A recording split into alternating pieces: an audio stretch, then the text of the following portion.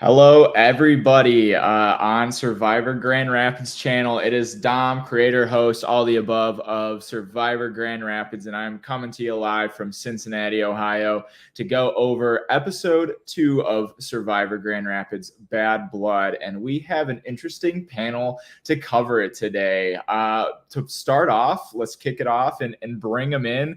The first person that we're bringing in is a two-time competitor, has played a handful of our day-long drinking versions of Survivor, has some connections in this season as well as fresh meat, and was a crew member. So a pretty lengthy resume. If you didn't check out our Instagram story, it is none other than Charlie Rich, probably blowing a kiss to Sydney, maybe. Yeah, she's going grocery shopping. Okay, well, Sydney, have fun grocery shopping. Charlie's with us for the next half hour, 45 minutes, maybe 50 minutes, depending on how in-depth we go. Charlie, how are you doing this Sunday Pretty good. evening? What's up? How are you doing this Sunday evening? Very good. This was a great episode of Survivor this week. I'm excited to talk about it. I'm a little burnt. Been out on the lake recently, so ignore that if you can. But yeah, excited to talk. Nice. Awesome. Well, I'm glad you enjoyed it. We are bringing in a new face to our panel. He has played the day-long version of Survivor Cincinnati that we did over in January earlier this year, and he held his own quite a bit, adapted to the game pretty well. He's been showing up to our Cincinnati watch parties, and I know he has some opinions on the game. Everybody, please welcome Snyder. Snyder, how you doing? Hey, everyone. Doing great. Yeah, that's what an intro. Adapted pretty well. I'll take that. I can't believe that was in January too. It seems like it was, yesterday and a million miles away at the same time. But doing well. Loved kind of getting back into this and watching the season. Friday night, even we were watching the highlights. Or we were watching the episodes from last season, even to kind of get more of the lore down. So I can say it's definitely hooked me in pretty well. Yeah, you're a part of our extended universe here at Survivor Dearborn and Grand Rapids with our day-long versions. You had a pretty good game, like I mentioned. You made it to jury. We're a big power player in our day-long version. But Survivor-wise, Snyder, could you fill us in on what your knowledge of the game is? Like, what's your experience watching the seasons are? Is this your, like, what is, like, watching Survivor Bad Blood to you in terms of, like, fan level? Yeah. So I feel like when I was growing up, like me and my mom would watch it on like Wednesday, like evenings. Like we would watch a lot of the seasons. I remember growing up and, still like having some of the names go through my head, like Russell with the fedora, Ozzy, some of the, be like fan favorites that have stuck with me for a while. And then I kind of, got busy with life and wasn't watching as much. And, every now and then kind of like watch the season if it was on Netflix or something. And then, getting back in with like the day-long drinking game and getting to see this. It's definitely, I'm really excited to be back in the world. I love the gameplay of it. I love seeing how it's done at this level and the challenges and everything that is able to be pulled off. And I'm enjoying it. I'm really excited to see what happens the rest of the season. Awesome. Yeah. So you're watching it with a pair of fresh eyes. Charlie is spoiled. Like I said in our intro that he was there for all 3 days filming Bad Blood. He helped film Fresh Meat. Back when we filmed Bad Blood in the summer of 2023, Charlie's girlfriend's sister, Aubrey, was playing. Now Charlie's fiance's sister is playing. So for our audience out there, congrats to Charlie and Sydney. That's big news. But Charlie, episode 1 and episode 2 have been released. What are your thoughts? Kind of just, you were there, seeing it on camera finally, almost a year in the making at this point. How's Bad Blood treating you so far? Well, one thing for me is I was in the backyard most of the time filming, so I didn't see much of what was going on in the front yard. There's a little more gameplay going on in yellow that I think I was originally giving them credit for. I mean, it's pretty minimal, but there's more than just the usual, like, oh, we won the challenge, I'm just going to shoot the shit with people. Like, people are actually talking game. I see Luke and McGingo and Zoe got the gears turning. So that's been interesting to watch for sure. Yeah. So we can hop right into it. You were in the backyard for Vendetta Tribe. They lost their, they came back from tribal. They had lost Chase to the vote, and they put you to work. Drew threw a vote onto Grace after a supposedly unanimous vote, and the scrambling immediately commenced. So, coming into Vendetta Tribe, like after that, what was your thought process? Of I guess what happened then? Yeah, I think one thing was for sure is people started immediately trying to figure out who that vote was. From the sense that I got, people kind of were throwing it on Drew just because they know he'd played in the past and knew he might try and be a little sneaky. And I think that just strengthened as time went on. I think the first person that said it was maybe James, and then it went to Grace, then it went to a couple other people, and it just kind of opened up from there. Which was kind of the beginning of his downfall. And it started almost right after that vote because people were really confused. They thought it was going to be unanimous. And I think they knew Chase was going to vote for someone, and he didn't really have a connection with James. So it made sense if he voted for James. But I think the Grace vote really, really turned things on its head. And it wasn't just a Grace vote. It was a Grace vote with a frowny face or a smiley, frowny, like eyes emoji. It was an angry face or whatever it was. It sent everybody into a spiral. Snyder, what were your thoughts on that play, I guess, from Drew on that? Yeah, it was really an interesting play. I can see the idea of it a little bit, but so early on without anything established, it was a huge risk just to kind of stir the pot because everyone else, I don't think had that level of devious in them. And I think that, as a viewer, it seemed clear to see, and I'm sure from the tribe, they were thinking, okay, who could stir the pot like this? Who has this experience? So it was a risk. I think he knew that. And, that's how it went down.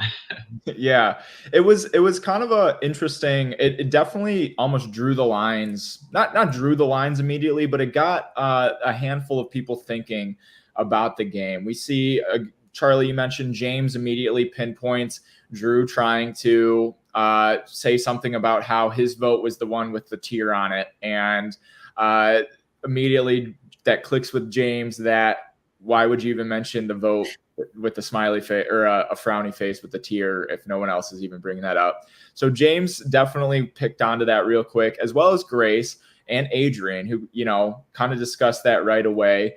There was a lot of conspiracies almost fueled by Drew, like to maybe get the eyes off of him. I don't know if he even knew that the eyes were on him the whole time, but it sounds like he was doing like throwing out like an extra vote theory or like, something happened at Exile with so many new things in the game. Like, Charlie, I guess, like, what do you think, like, is there room for like theories to even like arise like in that camp? I think there was maybe, but the immediate, like the second they put their torches down and get to the tree, he started throwing out 5 different theories. I mean, I would have been suspicious of that. And I know people like James, Adrian, Grace on that tribe, they're pretty solid at pegging people on who they are and what they're doing. And I mean, I think if he started to feel the heat, maybe he could try and fix it a little bit, but getting out of ahead of it did not work in this situation, especially so strongly. Like, maybe if you wanted to get out ahead of it, like throw a little olive branch, but don't say that it was some specific person and then say, oh, maybe, crew gave them an extra vote, or maybe there was like a steal a vote. Like there was so many different theories that it was just, it was pretty obvious that something was going down. Yeah. And to kind of put your mind in the recipient of that vote shoes, Grace, was kind of going into that tribal, going to blindside Drew anyway. But then shifted to go all unanimous on Chase, didn't want to ruffle any feathers. So what were, like, I guess for Snyder, from your point of view, if you were a player, you weren't expecting to get a vote, it was supposed to be a unanimous vote, and you end up receiving a vote to your name, not just any vote, but one with an angry smiley face. What are your thoughts, like how you're going to approach this next round? Yeah, it always hurts to see your name get thrown up there, I think. And so, especially when you're in that early stage where, there aren't hard lines with the alliances yet, and it's pretty easy to go with like a unanimous vote just, for the sake of the tribe. I that definitely worries me that something more serious is afoot. Or someone, it's not necessarily there yet, but someone's trying to build something long term, to get something stricken against me. So I'd be pretty suspicious. And I think that, as you said, Grace was kind of looking towards Drew for that first episode already. And then when it comes out to start the second episode that she has the vote against her, if that was me, that would completely reaffirm my suspicions, even if I was wrong in how it happened, and say, oh, someone told him I was thinking about him, so Yeah. he voted for me, which, didn't look like it happened. But that would be my mindset, and it just pushed me further down the path of, shooting that target. Yeah. I'd like to add to that. I think it is like, for Drew, he wanted to come out swinging a little bit. Like he mentioned so many times, he was going to take it easy because he knew that people knew he knew the game so much. But he needed to come out swinging a little bit because he did not have connections before the game like a lot of people do. And in a backyard version of Survivor, that's an advantage. And he mentioned it in the episode. He didn't have that advantage, so he needed to do something.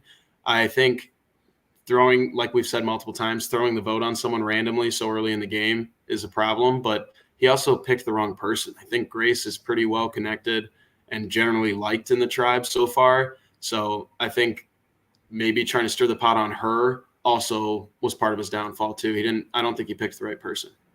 Yeah, it's the connections is definitely something that has been a reoccurring theme in all of our series of Survivor Dearborn and Survivor Grand Rapids. You have people that are friends, know of each other outside the game. They're all connected to production in some way. And so we tried to definitely like draw those lines right at the beginning when we paired everybody up and we kind of explained like maybe what some of these stronger connections are. And we wanted to maybe show everybody's card hand. So like everybody was on the table and give them that partner in the game.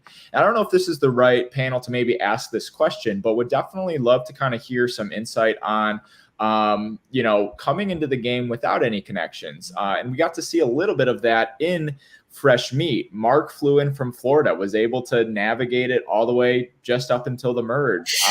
You had our final three last season where Juliana came up from Cincinnati, knew mostly only Claire, and Sydney and Ryan come in from Detroit. A lot of these people that are coming in the minority, but they're still able to make it work. I think we're also seeing that on the Vendetta tribe right now, with John Burklow coming in and being able to navigate the connections thus far. Carrie doesn't really know anybody. Allie is from Grand Rapids, but she only really knows Tyler. So a lot of like the connections are very thin already. So I guess Snyder, I'll throw this question your way. If you are coming into like a Survivor game and you see like some connections, how do you think you would navigate that initial, I don't know anybody, I need to, start making these connections so that you don't end up on the outs of anything? Yeah. Honestly, I felt like I was a little bit in that world for my like one day challenge, because it was a lot of, incredibly close with anyone. And then it was a lot of medical students, but like from Juliana's grade. And so I was coming in, not really having any close ties to anyone there. So it was a little bit of a challenge. And so I think that what I did was, I saw Audrey, I thought she was good. And so I tried to just get a real close bond with that immediately and like almost be carried by her connections going on in that game. Almost just like latching myself onto someone really strong to start and benefiting from that sense. So like, oh, like I don't know them, but she'll vouch for me. And that I think, helps you win a little more trust when that door is, kicked down. I'm not sure that, going into the end game, I think it's maybe a little harder without those pre-existing connections, because then, like, oh, you feel like you could really trust that person versus this is someone I've met in the past day. But I think for surviving, at least, from early to mid game, I think if you, can kind of get into that first door, it can carry you a little bit. Yeah. And to kind of pinpoint a player that I think is doing that very well, I think John has done it pretty great on Vendetta. John was very nervous going into the first tribal, almost because he thought people were going to gun for him and somebody was leaving him out of the loop. He came out unscathed. And I feel like that gave him a little bit of sense of security to start developing these bonds a little bit more. We see him talking with Hannah. We see him talking with James and Adrian, basically getting on the same page that like their guts are all telling him that Drew was the one that, probably wrote Grace's name down. And I think John came in not knowing a ton of people. And he's doing a great job at developing those. So Charlie, watching John in the backyard, what was it like to be able to see him play? Well, I think that's a great person to bring up in the conversation about Drew too, Dominic, because John, one, like Drew, didn't have many connections coming in, but two, also, which John has done a great job of hiding, he is a Survivor super fan and player. He plays online versions. He's watched so many seasons. He's tried out for real Survivor, but he did the opposite of Drew. Drew let it be known that he knows Survivor more than everybody, and look where it got him. And John's been kind of keeping that a secret, but also Drew started tearing down connections and like losing trust, where John's just been gaining trust with everybody so far just by talking to them. Like, it's not like John's doing anything super special to gain trust with people. He's having true, genuine conversations with them and not trying to stir the pot super early on. And that's what you got to do as someone with low connections in the game. And you got to lay low and make your mark when you can. But yeah, build trust up as soon as possible. Yeah. And to bring in another Green Tribe player that is in a very interesting spot, I think Allie is, like I said, she doesn't have a ton of connections. She's 18 years old playing with these, early, mid to late 20 players. And I think she's doing an okay job. However, she's in an interesting position. She threw out Chase's name at the last vote, found out that he didn't want to be there, or found out that he did want to be there, and then tried to backpedal on that. Now she's in a position where, she doesn't really have any allies. Like, is she going to, her perception of like, I don't really know what other people's perception of her are. And I don't think she has a perception of other people yet. I think she's in an okay spot. Snyder, what are your thoughts on Allie's game so far? Yeah, I think that, she's playing it, I think her first game, she offered something up, or, the first tribal, she offered something up when it was so hard to kind of just find something. And I think at a certain point, I don't think she'll necessarily be like remembered for that by her tribe as like, oh, she's kind of like conniving or something and made this move, because, it was a first tribal, pretty unanimous vote. I think everyone will accept that and go forward. And I think she's, going to, I think, play kind of a quieter game, but not necessarily like a non-impactful one. I think she's going to see where she can kind of, go into and find the group there, because when John had his, his great galaxy brain idea to kind of throw himself forward, I think it was her, Adrian, and Grace and John all in that group and kind of, coming up with that plan, saying like, yep, oh, we think it was Drew. So she's able to, like bring herself in somewhat comfortably right now. I think she'll probably like fly under the radar a little bit, which may help her, I think, to not be a target early on. Yeah. And so I love talking about the Vendetta tribe. Their dynamic is very, very unique, especially in this episode. But to flip over to our Vengeance tribe, Allie's brother Tyler is meanwhile making moves, creating his Grand Rapids group, Grand Rapids Alliance, with him, Eli, Josh, and this most recent episode, it looks like they might have been talking with Zoe a little bit too. So, Charlie, you said that you didn't really get to see a lot of what was happening on the Vengeance tribe. From that episode, from this most recent episode, what is the biggest thing that stood out to you, I guess, that was going on over there?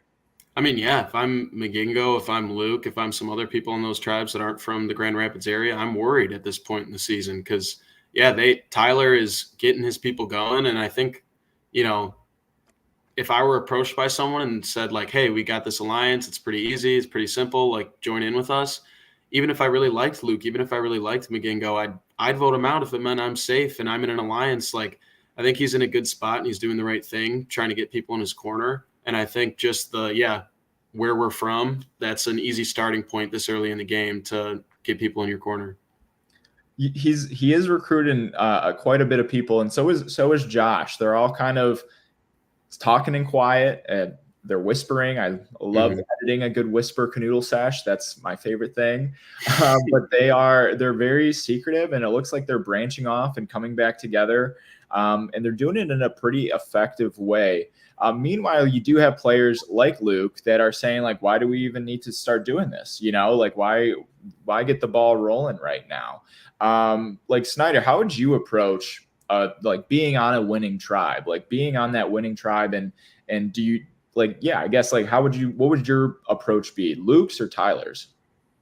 Yeah, I think that I would maybe lean a little more towards Tyler, but not quite that much. I think he's got a real, you know, he puts up this great front with this blazer and the fedora, and I think he a little bit, you know, maybe says, oh, hey, I'm this goofy guy, you know, maybe don't take me as seriously, when he's actually kind of, you know, moving in the darkness there. I think, you know, just kind of saying, okay, like, we don't know how anything's going to do because, you know, none of these bonds have really been tested, but trying to set yourself up with a couple people and say, hey, let's keep it going right now. I don't even want to put any names for it. I don't want to say anything about the future, but like, I got your back in particular in case things do go bad. Because I think, you know, only playing the game with, you know, one aspect of it in mind is a little short-sighted. So I think Luke's a really strong competitor in challenges. I'm interested in seeing, like, how his social game develops. You know, if, let's say, they lose next tribal council, like, what's going to happen? Can he scramble? Can he get in? You know, I'm interested in seeing how Vengeance really handles that. Yeah, another player that seems to be doing very well on Yellow, and again, we don't really get a ton of screen time of him, but Liam had him as the player of the week last week for him. And it's Eli. And Eli is just mentioned in a lot of conversations between Josh, between Zoe, Tyler. Everybody's just kind of saying, oh, I'm close with Eli. I'm close with Eli. And we haven't really gotten a ton of conversations of that until we see Tyler and Eli go down to the well and, like, discuss that. So for our audience members, Eli is working in quiet.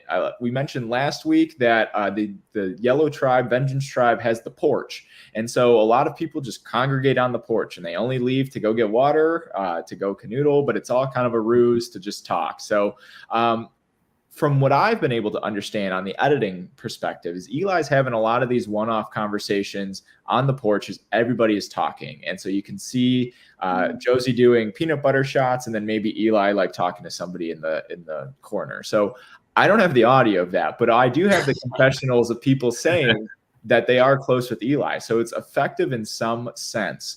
So Charlie, if seeing, like, that Eli is working behind the scenes, is that, like, I guess, like, what's your read on that? Is that a good thing to do? Like, should he be a little bit more, like, upfront? Like, what's your read on how Eli's playing thus far? I think it's great for him to be behind the scenes for two reasons. One, as we said earlier, you connected him with Drew as a former live reality game show player right at the beginning of, like, that was his introduction to everybody. So people's first introduction is, oh, he's played Survivor before. And so, again, he's doing something similar to John and a foil to Drew where he's laying low. But I think also Eli's been doing really well in the challenges. And if you're going to be doing well in these challenges, if your social game and strategic game is also really high at the beginning, people are going to start to really peg you as a threat. So I think he's doing a good job of keeping that strategy low, that social high, and building bonds with people early on, and carrying his team in the challenges because they need him right now. He's doing, I mean, there's so many shots of him just, like, winning in a challenge, and, like, a slow-mo shot of him turning around. I'm like, damn, he's a little bit of a challenge beast.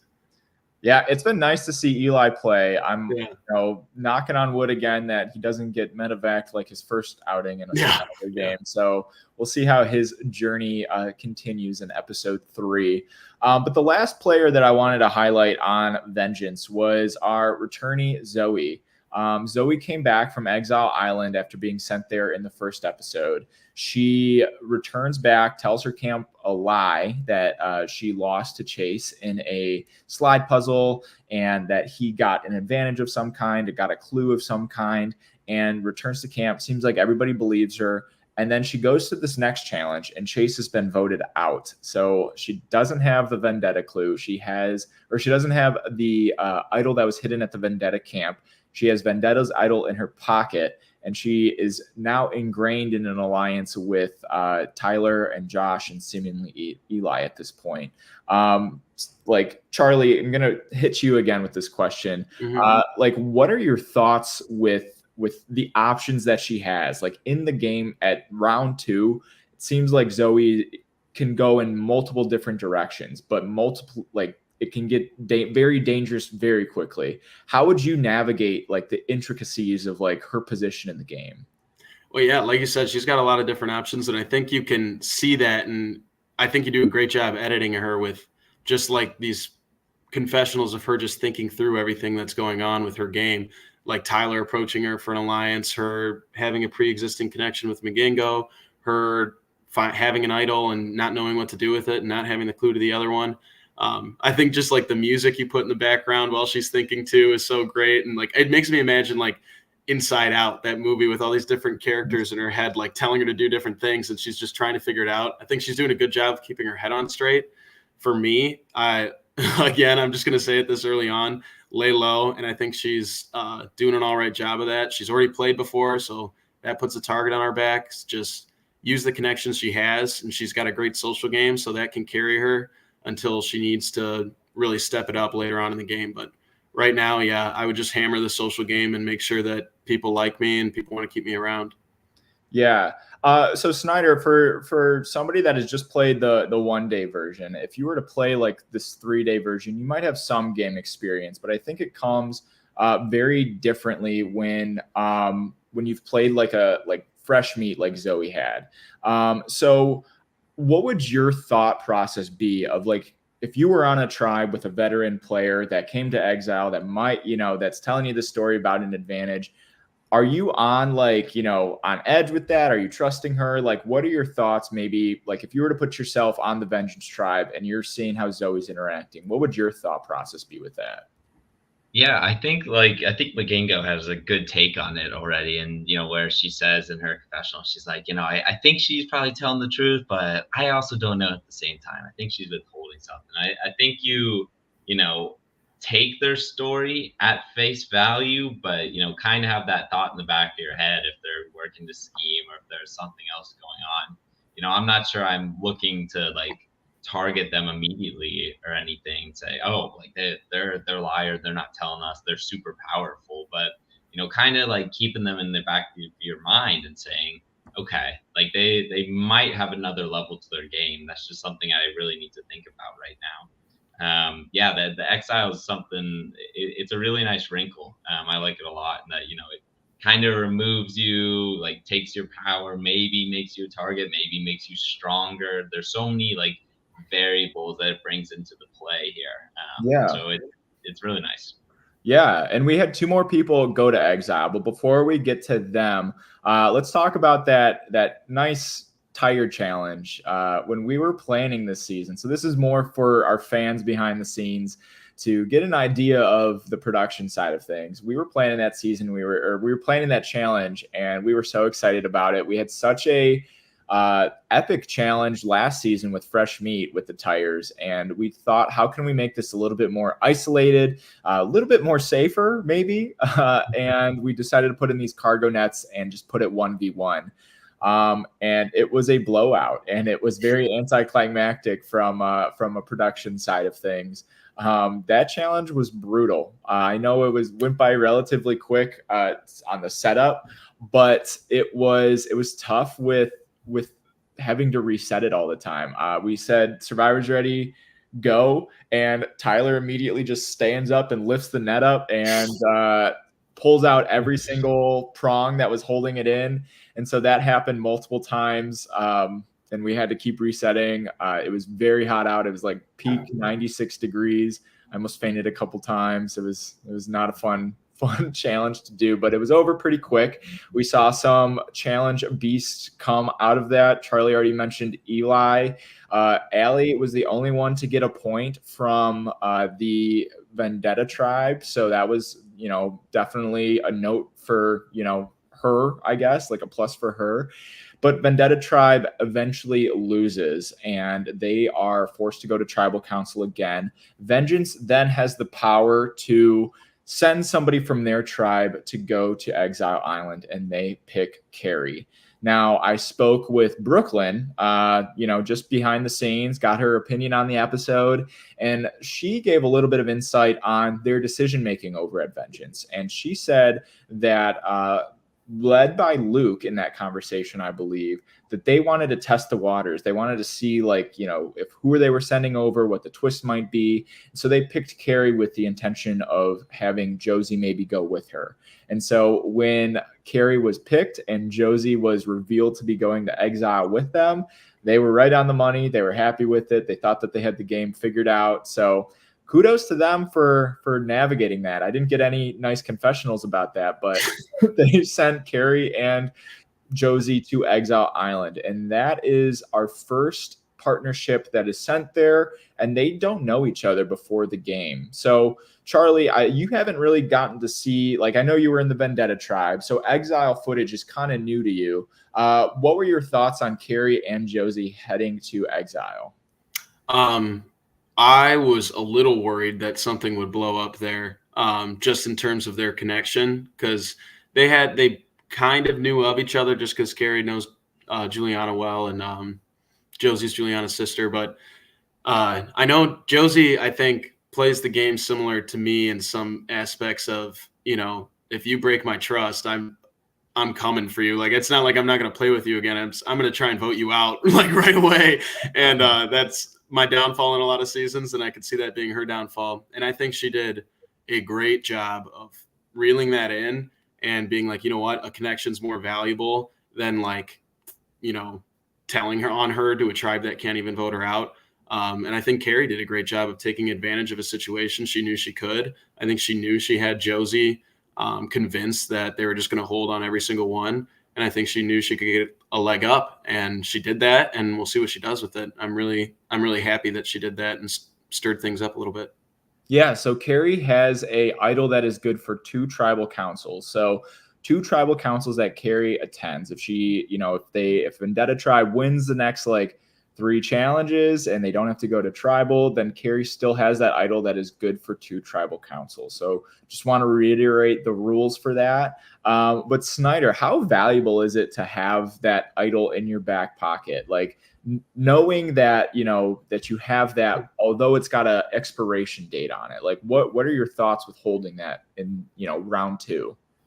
Yeah, I think it's kind of a permission slip to make a bolder move and kind of take the first step on something these next 2 the next 2 trials that she ends up going to, because she has a little bit of an extra assurance of safety with her now. So if she wants to try and take out another strong player, but maybe also gets a whiff that it's maybe coming back on her, she has a little bit of that safety check. I know it's always should I play it? Should I hold on to it? But the expiration date also, makes her more willing to play in the immediate, aftermath of her decision. So I think that, hopefully she can take it and, use it as her passport, basically, to just say, all right, I'm going to make some big moves now. I got this protection. Who's with me? Who am I going to target? Yeah, so that's a big pro that came out of her going to exile. However, I would argue a big con of her being there is that she skips out on this round of canoodling. And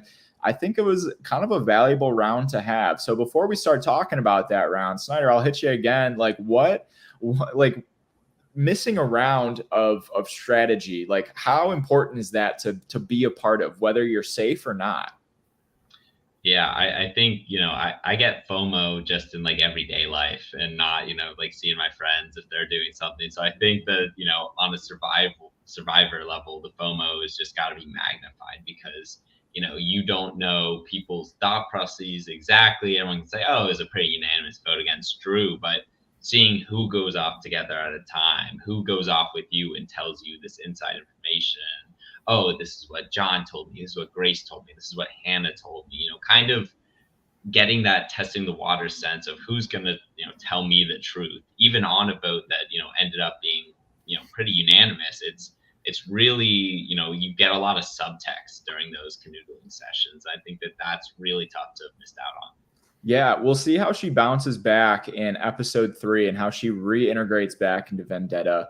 But to focus back on Vendetta, in the backyard, they are back to canoodling. Charlie is back to clocking in his shift in the backyard. And we see Grace, Allie, John, and James start talking about who they're going to go for. No names are going to be thrown out. And then just collectively, almost in sync, they're targeting Drew. They all don't trust Drew. They all think that Drew was the one that voted for Grace at the previous tribal council. So being that in sync that early in the round, I think really benefited all of them.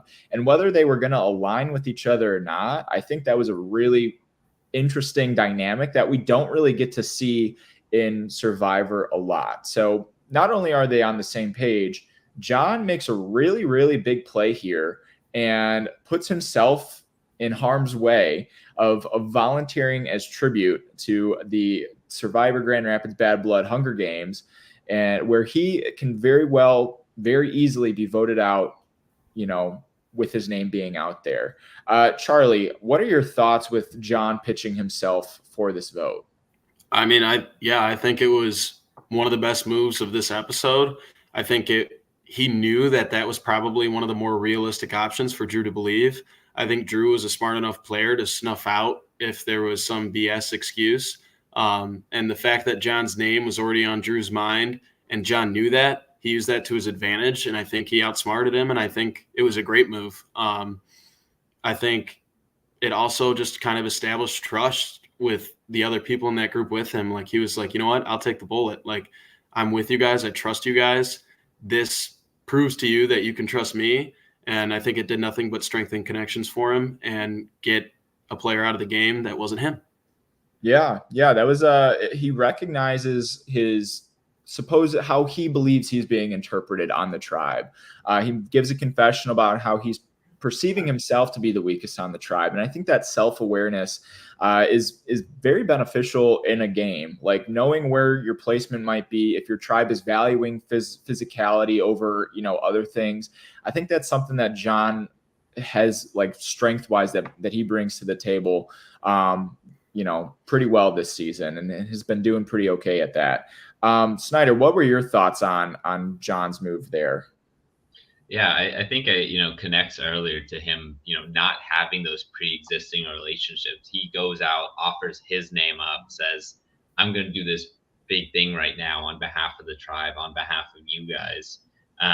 So in addition to its value as, the move and offering Drew a real name, I think it, is going to help him a lot down the line too, because they're going to say, this is a guy who is willing to put himself up to advance our goals. I think that's someone that I want to keep around me, that I want to work with. Because especially, Drew is probably going to go as a bigger target. So maybe someone could have flipped and said, you know what, I want to keep him around a little longer. This is a guy with a big personality, good game experience. If I kept him by my side, to offer him up later, we can just get rid of John now and win some challenges. So it was definitely, it wasn't without risk, but it worked out really well for John. Yeah. And meanwhile, Drew is trying to assemble an alliance of 6 people that he himself states that he's not a big fan of, bringing in Aubrey, Grace, Adrian, Hannah, James, leaving Allie and John, and then Carrie at Exile Island remaining on that tribe. It looks like he's kind of just going through the motions at this point, trying to assemble an alliance, trying to get numbers. But I think the big thing that's missing is that, collaboration with each other, having that mutually beneficial relationship with this group. You can't just, go in and, get numbers for the sake of having numbers. You have to be able to collect a group of people that are like-minded, that have the same goals in mind, to reach that goal. And we see that with a little bit of hesitancy as he's pitching this alliance to Adrian, Hannah, and Aubrey, where they're all kind of like, hesitant to throw out a name, hesitant to do all that stuff. And he's almost, coaching them along about, what he wants to do. So Charlie, seeing the flip side of that, seeing how John's navigating his social connections, his strategic game, and seeing how Drew is doing it, what was your takeaway from that?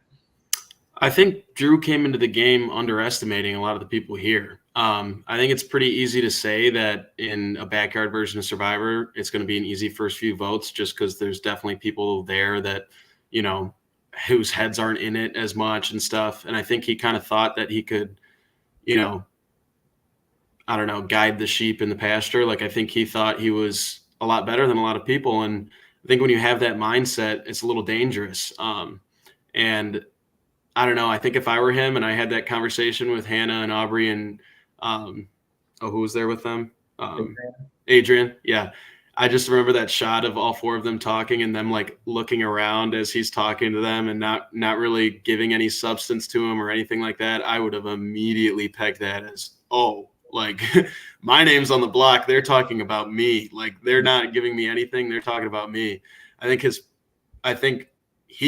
thought was, they're just not playing the game, but really they didn't trust him and they didn't want to play the game with him. So I think he just pegged him wrong. And I think John's pegging people right. Yeah, Drew, episode 1 said he wanted to play checkers, not chess. And I think a lot of these people, they might not be grandmasters just yet, but I think they know some moves and how to play. So somebody that we hadn't talked about when we were first kind of covering where the Green Tribe was lying, and was the last one to find out about this coup against Drew, was Hannah. And so Hannah, gets filled in last minute. She finds out about everything. She's on board for it. But something that I would be, that I should probably mention in this episode was previously, before we even got to the challenge, or before we even went to tribal with Chase, she received the clue for the idol with that Chase had received at Exile Island. So she holds that, but she has not had time to look for this at all. She's in this constant canoodle mindset because of Vendetta's losing streak at this point. Charlie, is somebody who has played on a tribe that has consistently lost on your both on Blood versus Water and Heroes versus Villains, how hard is it to get to find that time to exit that strategic constant mind state of mind? Yeah. And so what is your read on that? Like, having an idle clue in your back pocket but not being able to look for it, like what is your thought with how Hannah's handling all of that? I think Hannah did a decent job handling it. I think she looked around a little bit, thought about it a little bit. I think she knew she could take a step back this round, just because whether it was John, whether it was Drew, it kind of felt like it was going to be pretty unanimous. I want to point out there's a funny shot of her after she found out, before she found out. Drew said we're going to vote out John, and Hannah's like, oh boy, I don't know, I kind of like John, maybe we wouldn't. And I think maybe Grace pulled her aside and told her the real plan to vote out Drew. And then when Drew came back to talk to her later, Hannah looked straight into the camera and gave some eyes. It was a funny shot. I think she's doing a good job of, knowing how important the idol is, but not making that her main focus. And I think she's doing a good job of handling it 50-50 almost. Yeah. So fast forward to tribal, we get a unanimous vote, no stray votes cast for anybody else besides Drew's vote for John. And Drew is sent home, #blindsided. We see his exit confessional saying that, or being prompted by season 5 Fresh Meat winner Juliana, asking him, who he thought was the one that, caught on to him. And he stated that he had no idea anybody had. So having that as retrospective, being out of the game and having a reflective time, processing everything after a blindside like that. I guess, Snyder, what would be going through your head? What are your first thoughts as an eliminated player that gets blindsided? What's your thought process like? How do you process it? Yeah, it's tough because you're kind of taken from the pre-tribal high to your immediate low on a blindside there. So you just kind of do an autopsy in your head, and you're like, okay, what went wrong here? Who kind of led me astray? How did my relationships fail me here? And then you just kind of sit with that feeling for a little bit, and it's just can't be pleasant to be blindsided like that. So it would probably, ruin my mindset for a couple of days. I feel like I still, think back to my elimination on the single day, Yeah. thing, and it still haunts me. So I think that, anytime you get voted out, especially in a manner like that, it's gonna stick with you for a while. Oh, I Yeah. still think about season 2 in 2018 and different things I could have done at that point. But I think in that season 2, I was pretty upset when I got voted out. I thought it was an outside situation that messed me up. I didn't think it was my own gameplay. I thought it was, I could blame it on all other people. And I think that's kind of where we were at with Drew at the end of the episode. And I hope after watching this episode and, having some time to think about it, he realizes how strong these players in the game around him were and how they all respected him and how strategic he was and wanted to get him out. And I think that's all it comes down to. Yeah. And one of my favorite quotes that came out of this episode was from Grace at Tribal Council, where she said, Survivor gives you the game that, that you need, not what you think that you're going to play with Survivor. Survivor is going to give you that experience. And I think throughout the season, we're going to see a lot of these players, fully embrace the game and fully embrace the experience. And those players, I think, are going to take the most out of it, but also, play the hardest game that they can. So that is sunsetting on Drew's 2-episode escapade on Survivor Grand Rapids Bad Blood. The only thing left to do is to rank our power players of the week. And so, Snyder, for you tuning in, I filled you in a little bit on how we do this. Charlie was on last season for our panel, so he's familiar. We will start off at our number 3 pick, and then everybody will say it, number 2, and then number 1, and everybody will give their reasoning, a brief little statement. All of these points are weighted. So everybody who gets a number 3 on all of our lists will get 1 point. Whoever gets number 2 will get 3 points, and whoever gets number 1 will get 5 points. We have 2 people on the leaderboard, with Hannah and Zoe tied with 11 points after last week, but we will see how it shakes up after this episode. So to start off, Snyder, who is your first, who is your number 3? Who's your first pick for the power players, ranked number 3 of the week for you? Yeah, I think that Zoe's my number 3. I think she kind of worked her way into that group of, Tyler, Josh, and Eli this week. She still has kind of this information about the idol on the other tribe. No one's seems to really be suspecting her about Exile Island, and she has some past experience. I think she, enjoyed a good week and has some really good prospects going forward. Nice. What about you, Charlie? Number 3. Give me Josie. Like I said earlier, I think it was really big of her to not go after Carrie and recognize that as an alliance rather than a threat. And I'm excited to see where that goes for her. I also think she's killed it in challenges so far. I do think she needs to cool it a little bit with bringing up Juliana, because I think that can only hurt her if she keeps bringing up that her sister won. But, I think she's doing a great job so far. And I was really happy with kind of her character development in this episode. I think it was a really good job by her. Nice. My number 3 is just for all of my castaways tuning in. I apologize, but this is going to be a very green heavy top 3 for me. I think our Vengeance members played a very good, they were very good, but I think the ball was in Vendetta's court for my top 3. And I'm starting off with number 3 for me is James. I think James had a very good episode, had some fantastic reads that were just unprompted by our confessionalist. Just set the camera down. James, what are you thinking? And that's how he said it. He read it like a book. And while he wasn't very active in the discussion of eliminating Drew, I think he was involved in a lot of conversations, prompted it, and we didn't get to see a lot of it, but I think James was the one that kind of kept Drew at bay and kept him calm with the John vote.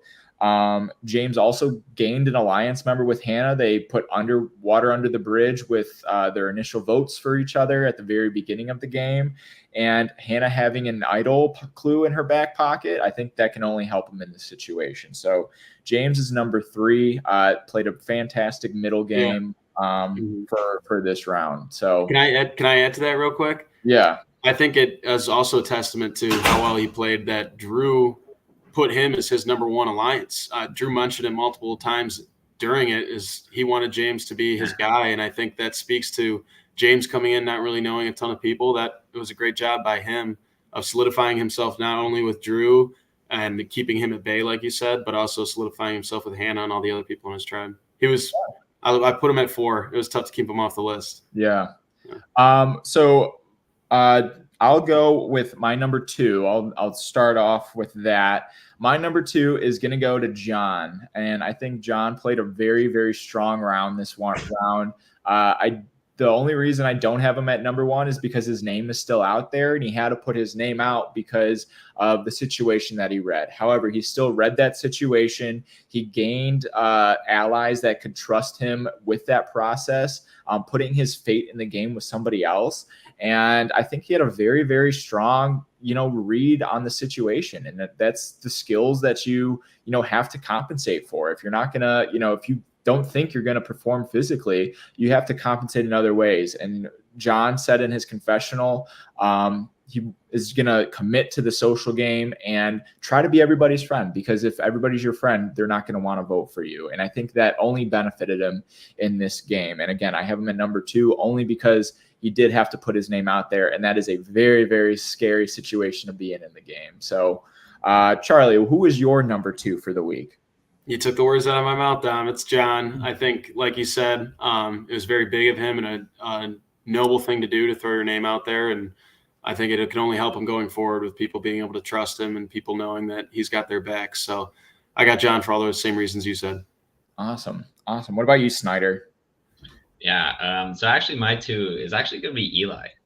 Almost had a quieter week a little bit, but one thing we didn't really talk about during this recap is his confessionals. He mentions his distrust of Josie a lot. And I think that he's kind of gained this even bigger reason to, get everyone ready to turn on her, as well as you see how solid his alliance is and everyone talking about how close they are to him, and as well, bringing Zoe into that fold as well. I think he this week was really good for setup, and as well as we discussed, he showed how strong he was in the challenge itself. So I think he quietly, I think, had a really, really underrated week. Nice. Yeah. Eli, I think, is killing it on the yellow tribe. And once he gets some more visibility, maybe next week, we can see that game definitely start to develop. So Snyder, I'll ask you who your number 1 is for the week. Yeah. I think Hannah, getting that idol clue from last week, being in what seemed like a really strong position, on her tribe, on Vendetta. And, she kind of buried the hatchet with James, as we talked about earlier. She has this previous experience, kind of navigated things really well, even though she was a little late to the fold, it seemed like. But I think that was almost an implicit trust in her from everyone else. It's oh, we don't need to get Hannah on board early. We all think she's eventually going to go with us. And, she has this idol information now. I think she's really dangerous and can probably, I think, steer the ship for Vendetta for kind of their social factors for a while. Awesome. Hannah picking up some more points. What about you, Charlie? Your number 1. My girl, Carrie, man, I think she did a great job. I talked about Josie's character development through that exile. I think I kind of pegged Carrie as someone who wouldn't really rock the boat too much. And she did it. You got to make a big move when it's presented to you. I think she played the cards that were dealt to her very well. I think she, did a great job of keeping that trust with Josie, even though she kind of stabbed her in the back, taking instead of holding. And I think, 2, she's also done a good job. She really struggled in that first challenge. And it's been brought up briefly, but, for a game of Backyard Survivor, usually if you make that big of a mistake that early, you're number one on the chopping block. And her name hasn't been thrown around too much. I think she's doing a good job of maintaining relationships and then also taking a big move when you can. So I was really happy to see her do that. Awesome. Well, my number one is different. Somebody that hasn't been on our list just yet, and I'm going to go with Grace. Grace, I think, was probably played this round as perfectly as she could with having her name thrown out randomly at the previous tribal council, having that stray vote, and she stayed cool, she stayed calm, and she stayed collected while figuring out a way to, fight back and get to the bottom of it. And one of my favorite scenes from it is when Drew confronted her and was like, I'm sure you have feelings about that vote. And Grace said, no, I'm good. I'm okay. And I think that was kind of a testament because, in her confessional, she was still a little bit nervous about it. But once she, realized she had support, she had numbers around it, she collaborated with John, she collaborated with James and Allie and everybody else to come together to vote Drew out unanimously. And I would say get her revenge. I'm not sure if there was a lot of bad blood in there, but I think, just having your name out there is pretty scary. And she managed to get to the bottom of it without, maybe drawing a bigger target on her. So I think Grace played this round pretty solidly. So Grace is my number one pick for the week. So I will, like last week, I will tally them all up because, again, can't do mental math. It's a little bit too complex for me. I'll get my Excel sheet pulled up and tally everybody up. And you can, for those tuning in, you can see all those results as they go week to week on our Instagram page at Survivor Grand Rapids. And you can see how all of that is tallying up as we progress through the episode. So, Snyder, I have to ask, as we are closing out this episode, what is your bold prediction going into episode 3? Bold prediction. I think Vengeance is gonna pick up their first loss, and I think Josie gets thrown on that hot seat. That's what I think I'm gonna see this next week. All right. Well, we will see what comes to fruition with episode 3 airing this Wednesday at 7 p.m. It's very exciting. It's an hour, over an hour, which we love. Over hour episodes. They are a blast to edit, but they are so worth it to see on the big screen. I'm really excited for our cast to see it, our crew to see it, and of course our audience to be able to see it. Before we sign out, I did want to make a note because we did get donations this season, and one of our prompts was if you donate, you get your name in the credits under donors. And for some reason in episode 2 and in episode 3, my donors section got deleted, and I didn't notice until I exported it. So while we're on our podcast right now, wanted to give a shout out to our donors that were on that level of our ranking, and that's Danny Vogwill, Grace Murphy, and Mark Iannuzzi. Thank you so much for your donations, and I apologize for not being in the credits. They will be there starting in episode 4. So without further ado, we will be signing off for the night. I hope to see you on your TV screens on Wednesday night or at any other point in the day that you watch Survivor Grand Rapids episode 3. But until then, you guys can head back to camp. I'll see you later. Good night.